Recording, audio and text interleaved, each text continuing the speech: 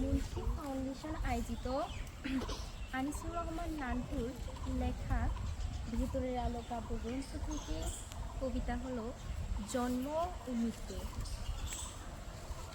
জন্ম আসে আলোর মতো, মৃত্যু আসে ছায়ার মতো, দুটোই একই হাতে ধরা। আমরা জন্মের আনন্দে বিভোর হই, মৃত্যুর অজানা ভয়ে দম বন্ধ করি।